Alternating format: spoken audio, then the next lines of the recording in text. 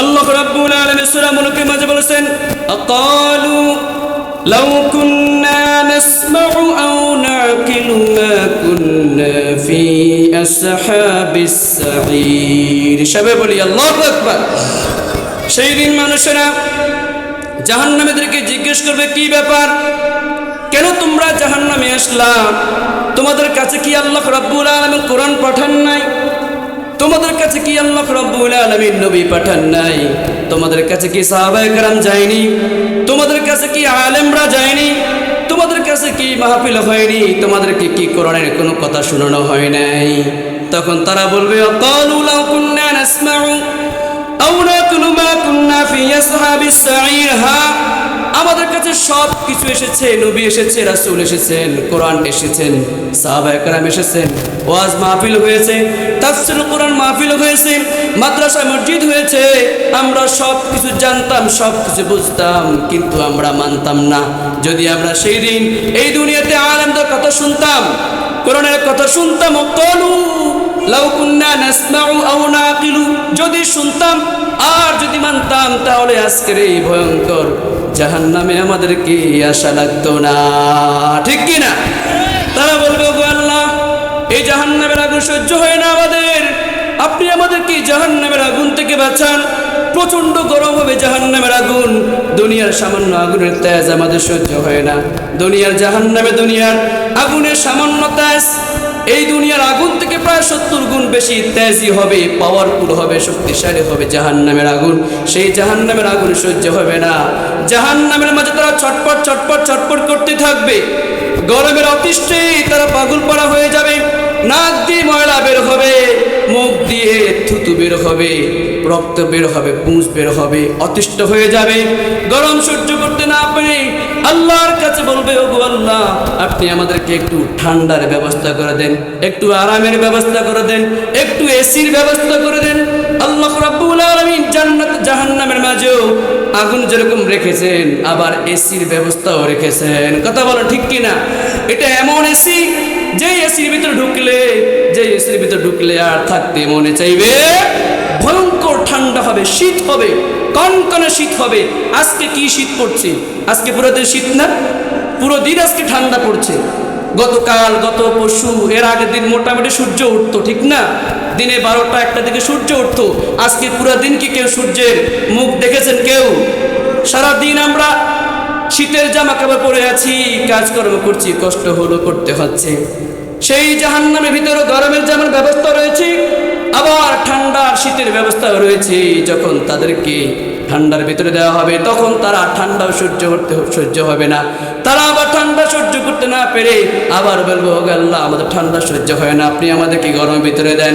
এভাবে একবার তারা গরমের ভিতরে যাবে, আবার তারা ঠান্ডার ভিতরে যাবে, চটপট চটপট চটপট করতেই থাকবে। বলি না আউযুবিল্লাহ। প্রিয় ভাইরা আমার, বলেন তো, সেই জাহান্নামের আগুন কি আমরা সহ্য করতে পারবো কিনা? জাহান্নামের আগুন থেকে আমাদের বাঁচার দরকার আছে না নাই? এই জন্য নবীজি আমাদেরকে দোয়া শিখিয়ে দিয়েছেন। ফজরের সময় 7 বার পড়বে, মাগরিবের সময় 7 বার পড়বে। সেই দোয়াটা কি বলেন তো? আল্লাহুম্মা আজিরনি মিনান নার, আল্লাহুম্মা আজিরনি মিনান নার, আল্লাহুম্মা আজিরনি মিনান নার। ওগো আল্লাহ, আপনি আমাদেরকে জাহান্নামের আগুন থেকে বাঁচান। বলি আমিন। জাহান্নামের আগুন আমরা কেউ সহ্য করতে পারবো? জাহান্নামের সেই তেজ আমরা কেউ সহ্য করতে পারবো না। আর আল্লাহ তাআলা আমাদেরকে জাহান্নামে যাওয়ার জন্য সৃষ্টি করেননি। আল্লাহ তাআলা আমাদেরকে জাহান্নামে যাওয়ার জন্য সৃষ্টি করেন নাই। আল্লাহ রাব্বুল আলামিন আমাদেরকে জান্নাত যাওয়ার জন্য সৃষ্টি করেছেন। তবে দুনিয়াতে পাঠিয়ে দিয়েছেন, আমাদের বিবেক দিয়েছেন, বুদ্ধি দিয়েছেন, জ্ঞান দিয়েছেন, জাহান্নামের পথ বাতলায় দিয়েছেন, আর জান্নাতের পথ আল্লাহ তাআলা বলে দিয়েছেন। কথা বলেন ঠিক কিনা? কিন্তু আমরা আমাদের কর্মের দোষে, আমাদের ভুলের কারণে, আমাদের বিবেকের তাড়নায় আল্লাহকে ভুল বুঝে, ইসলামকে ভুল বুঝে আমরা আমাদের মন চাহে জিন্দেগি গঠন করেছি, যার কারণে আমাদেরকে জাহান্নামের ভিতরে জ্বলতে হবে। ঠিক কি না? আমরা আল্লাহর কাছে জাহান্নাম চাই না, জান্নাত চাই। আর বলবো, আল্লাহ, আপনি পৃথিবীতে প্রথম জিন জাতি সৃষ্টি করেছেন। আল্লাহ প্রথমে এই পৃথিবীতে জিন সৃষ্টি করেছেন না? আমরা যেভাবে চলাফেরা করি, জিনেরা এভাবে চলাফেরা করতে হবে।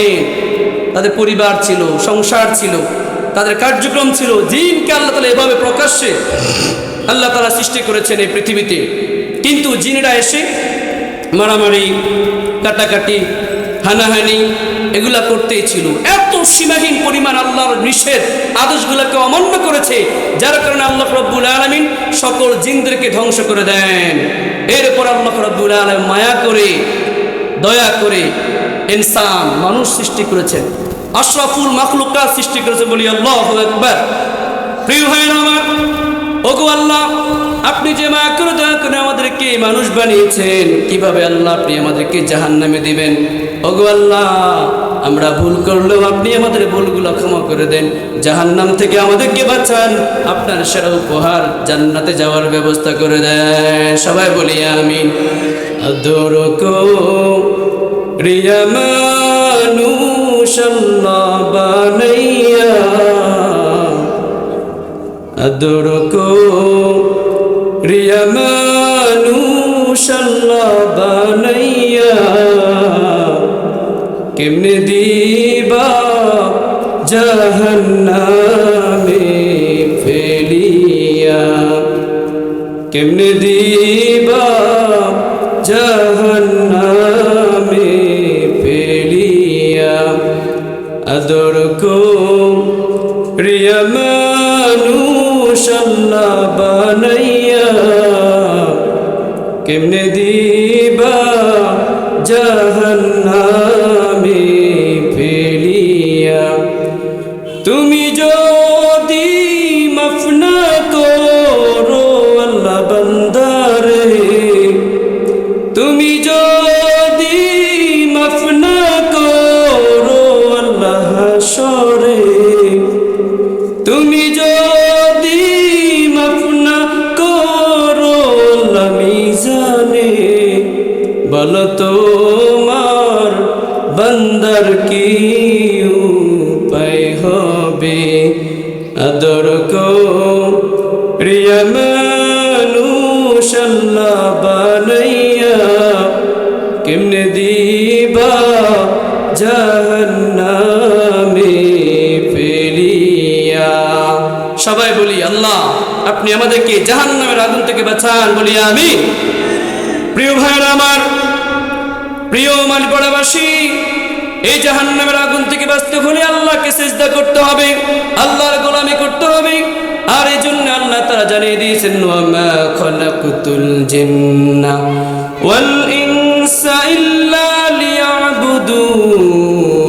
ও আমার বান্দারা, ও পৃথিবীর মানুষ, জিন জাতি, মানব জাতি, তোমাদেরকে সৃষ্টি করেছি আমি শুধুমাত্র কেবলমাত্র আমার গোলামি করার জন্যে, আমার দাসত্ব করার জন্যে, আমার ইবাদত বন্দেগী করার জন্যে। কথা বলো ঠিক কিনা? এবার আপনাদের প্রশ্ন আসতে পারে, হুজুর আমরা আল্লাহর ইবাদত কেন করব? আল্লাহর প্রশংসা আমরা কেন করব?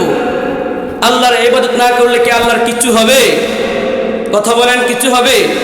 আপনারা কি আমার কথা বুঝেন? কথা বোঝা যায়? একটু হো হা, একটু আওয়াজ করিয়েন। আমরা যদি আল্লাহর প্রশংসা না করি, আল্লাহর কি বিন্দু মাত্র কোনো ক্ষতি হবে? আবার যদি প্রশংসা করতে করতে করতে সারাদিন প্রশংসা করি, তাহলে কি আল্লাহ অনেক বড় হয়ে যাবে? আল্লাহর একটা নামই রয়েছে আল্লাহু আকবার। Allah is the most great, Allah is the most great, আল্লাহ আপনি মহান। আচ্ছা, আমরা যদি একবারও না বলি যে আল্লাহ আপনি মহান না, আল্লাহ কি ছোট হয়ে যাবেন? আবার যদি বলি আল্লাহ একেবারে তুচ্ছ, আল্লাহকে মানবো না, তাকে সিজদা করব না, তাইলেও কি আল্লাহ কি ছোট হয়ে যাবেন? আল্লাহ কখনো ছোট হবেন না। তিনি মুখাপেক্ষী নন কারো প্রতি, আমরাই তার কাছে মুখাপেক্ষী। আমরা কেন তার ইবাদত করি? তিনি আমাদেরকে সৃষ্টি করেছেন এই জন্যে। আমরা কেন তার গোলামি করি? তাকে আমরা সম্মান করি এই জন্যে। আমরা তার কেন গোলামি করি?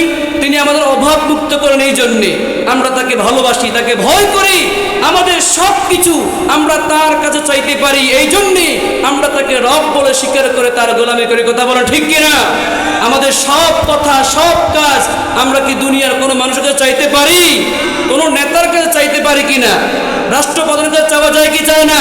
যায় না। আমরা সব কিছু চাইতে পারি এক আল্লাহর কাছে, এই জন্যে আমরা তার গোলামি করি।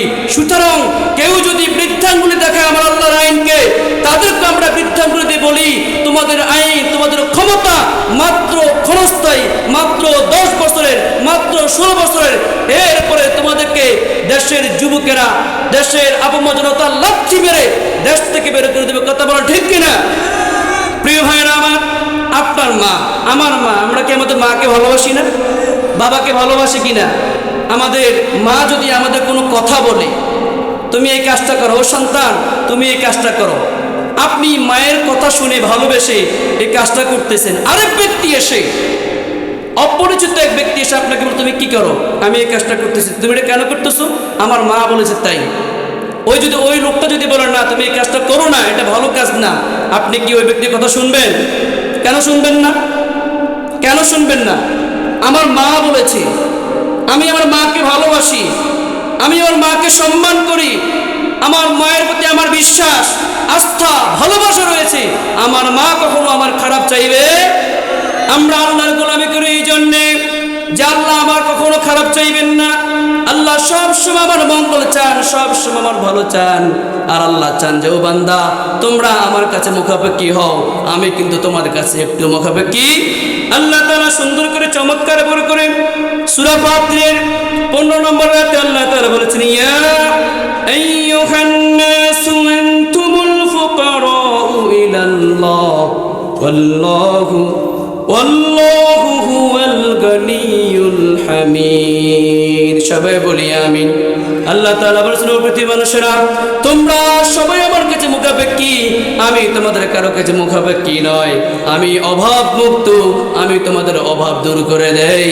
আমি হলাম এই পৃথিবীতে এবং গোটা বিশ্বের সবার কাছে আমি হচ্ছি চির প্রশংসিত। বলি আল্লাহু আকবার।